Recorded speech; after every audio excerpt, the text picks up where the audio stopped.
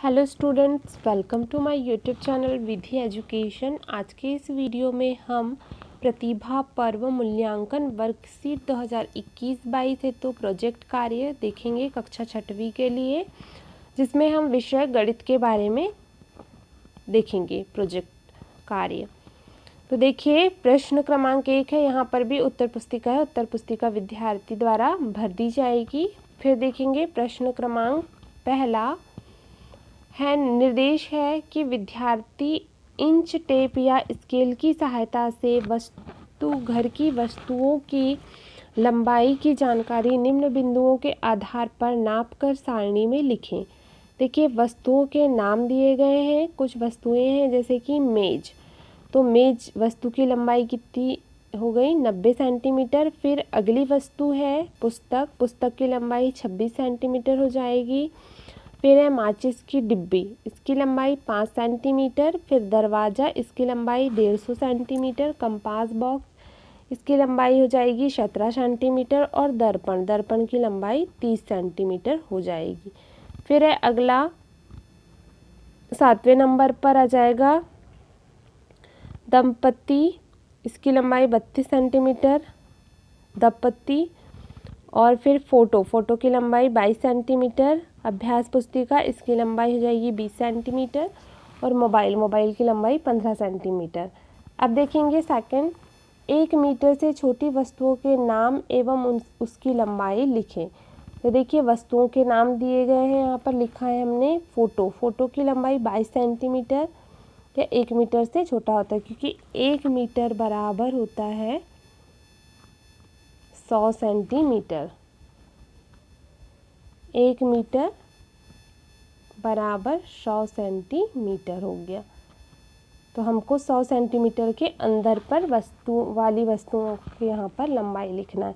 देखिए, mobile, mobile की लंबाई 15 सेंटीमीटर, दंपत्ति की लंबाई 32 सेंटीमीटर, पुस्तक की लंबाई 26 सेंटीमीटर और दर्पण की लंबाई 30 सेंटीमीटर। तो हमने जो तालिका बनाई थी उसके अकॉर्डिंग यहाँ पर हमने लिख दिया।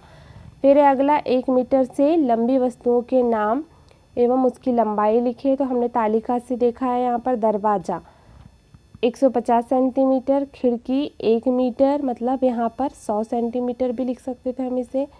फिर है पर्दा, पर्दा 1.5 मीटर। फिर आ जाएगा यहाँ पर बेड या पलंग 2 मीटर और टंकी 1 मीटर। इस प्रकार से हमने यहाँ पर वस्तुओं की लंबाई लिख दिया।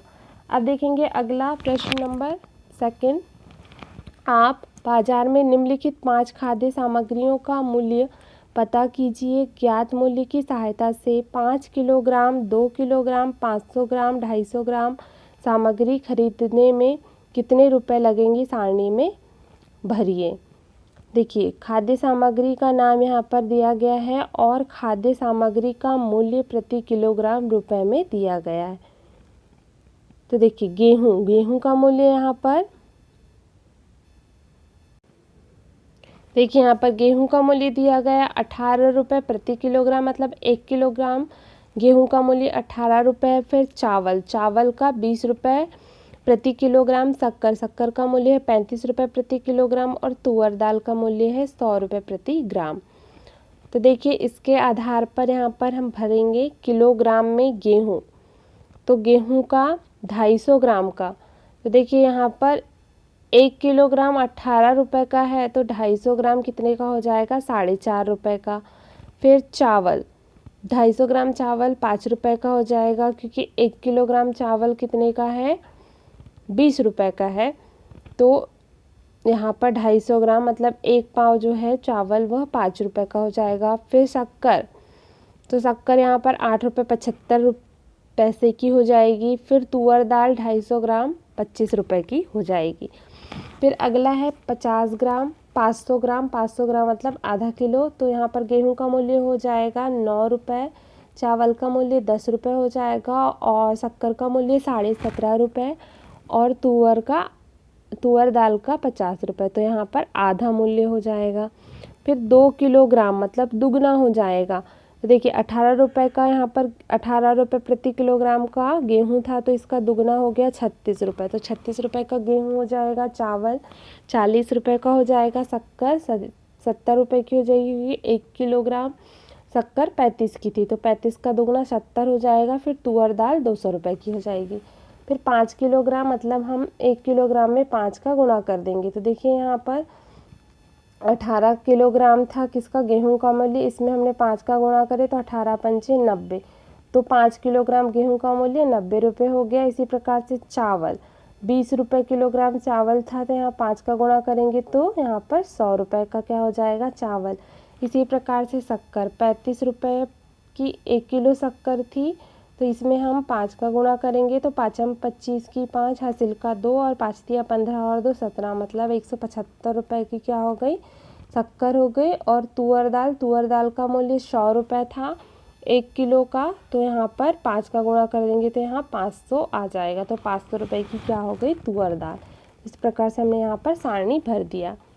अब देखेंगे अगला विषय विज्ञान के लिए, कक्षा 6वीं के लिए देखेंगे यह प्रोजेक्ट कार्य। यहाँ पर उत्तर पुस्तिका को विद्यार्थी भर लेंगे।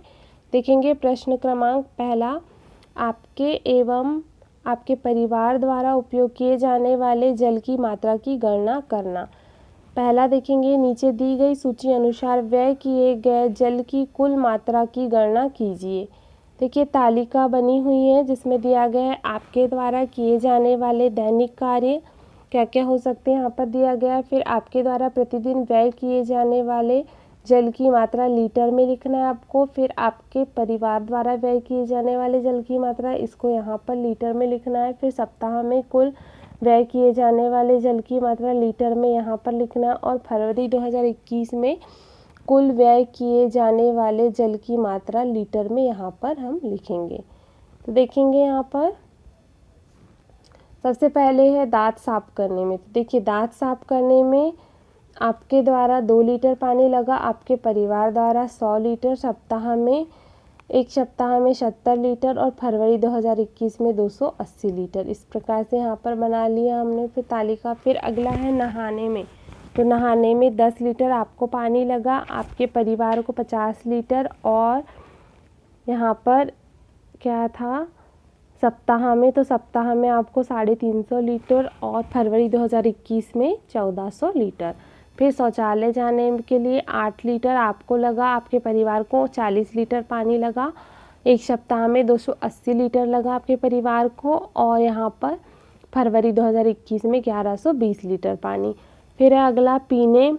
तो देखिए पीने में आपको 3 लीटर पानी, आपके परिवार को 15 लीटर पानी और एक सप्ताह में 105 लीटर पानी लगा और फरवरी माह 2021 में 420 लीटर। फिर कपड़े धोने में आपको 20 लीटर पानी लगा, आपकी फैमिली को 100 लीटर, एक सप्ताह में 700 लीटर और यहाँ पर 2800 लीटर क्या लगा फरवरी माह 2021 में। फिर अगला है रसोई में बर्तन धोने में।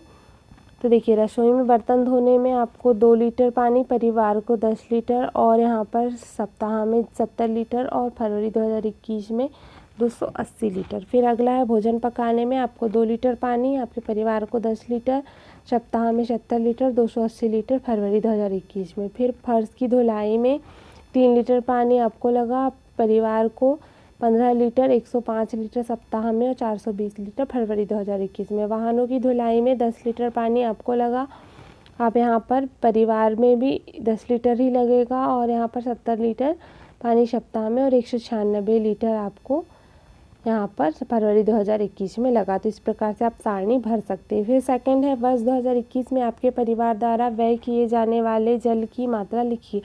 तो वर्ष 2021 में हमारे परिवार द्वारा कुल व्यय की गई मात्रा, तो देखिए यहाँ पर जो लास्ट कॉलम में आया था हमने इसको सभी को जोड़ा तो यहाँ पर कितना आया 7896 लीटर पानी। फिर देखेंगे अगला, जल को बचाने के लिए आप क्या क्या प्रयास करेंगे।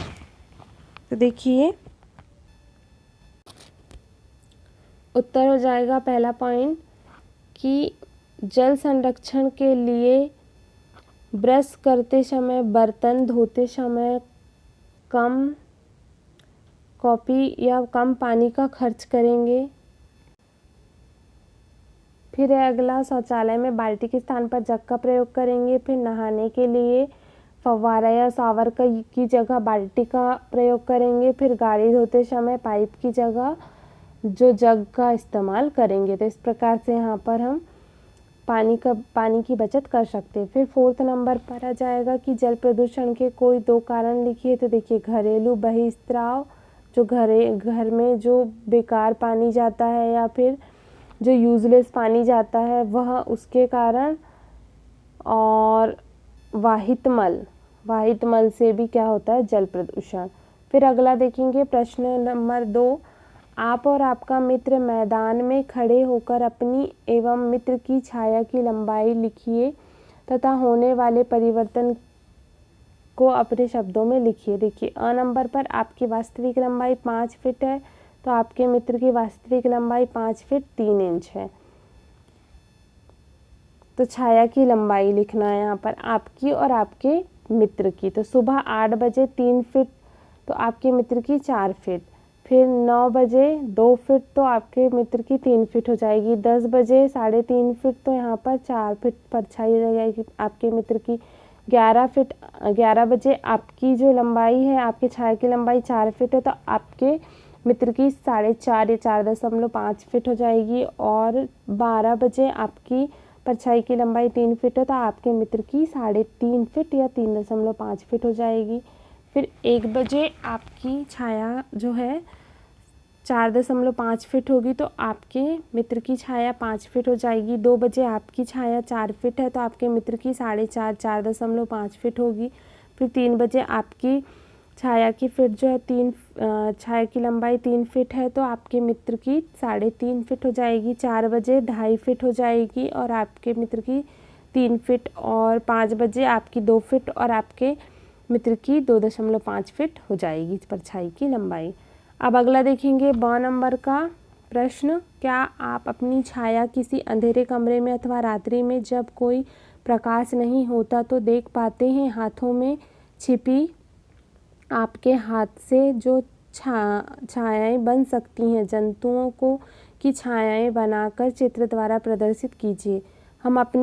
उत्तर होगा कि हम अपनी छाया अंधेरे कमरे में नहीं देख पाते हैं। हाथ से छायाएं, जंतुओं की छायाएं जैसे कि चिड़िया हो गई, फिर सांप, इस प्रकार से हम यहाँ पर देख देंगे, उत्तर लिख देंगे। फिर है अगला विषय सामाजिक विज्ञान के अंतर्गत प्रोजेक्ट कार्य कक्षा 6वीं के लिए देखेंगे। तो इसके अंतर्गत देखेंगे प्रश्न क्रमांक 1,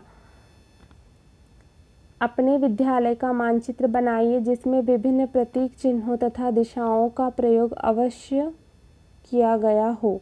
देखिए, विद्यालय यहाँ पर देखिए मैप में इस प्रकार से दिशाओं को दर्शाया जाता है। ऊपर पे रहता है उत्तर, नीचे पे दक्षिण, फिर इधर पे दाएं तरफ रहता है पूर्व और बाएं तरफ पश्चिम दिशा रहती है।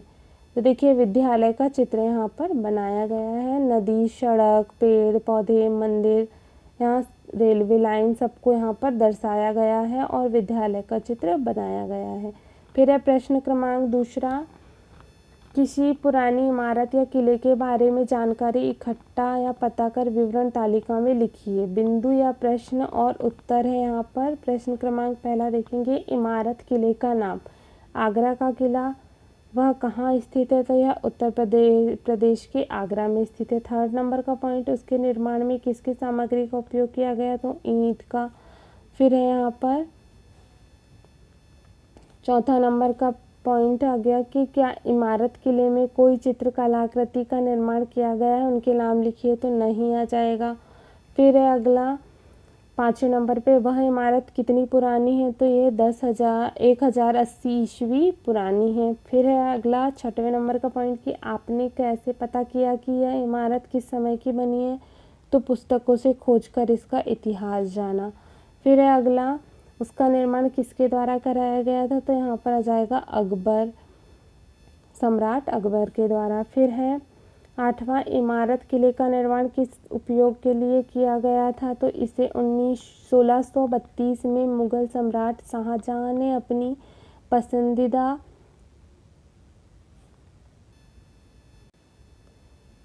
पसंदीदा पत्नी की कब्र बनाने के लिए गठित किया। फिर अगला देखेंगे 9वां पॉइंट है, वर्तमान में इसका क्या उपयोग किया जा रहा है, तो यह वर्तमान में बहुत ही दर्शनीय स्थल है तथा यह पर्यटकों के लिए बहुत ही दर्शनीय स्थल होगा। फिर है 10वें नंबर का प्रश्न, इसकी देखरेख किसके द्वारा की जाती है, तो वहाँ के जो है यूनेस्को द्वारा की जाती है। तो इस प्रकार से हमने इस प्रश्न का उत्तर लिख लिया। तो देखा स्टूडेंट्स, इस वीडियो में हमने कक्षा 6वीं के लिए विषय गणित विज्ञान तथा सामाजिक विज्ञान हेतु प्रोजेक्ट कार्य को हल किया। तो आई होप आपके लिए यह वीडियो हेल्पफुल रहा होगा। अगर वीडियो अच्छा लगा हो तो वीडियो को लाइक करिए, अपने फ्रेंड्स के साथ वीडियो को शेयर करिए तथा मेरे चैनल पर नए हैं तो चैनल को सब्सक्राइब करिए, साथ ही बेल आइकन को भी प्रेस कर दीजिए ताकि नए वीडियो की नोटिफिकेशन आपको जल्दी से प्राप्त हो सके। Thank you for watching my video. मिलते हैं नेक्स्ट वीडियो में।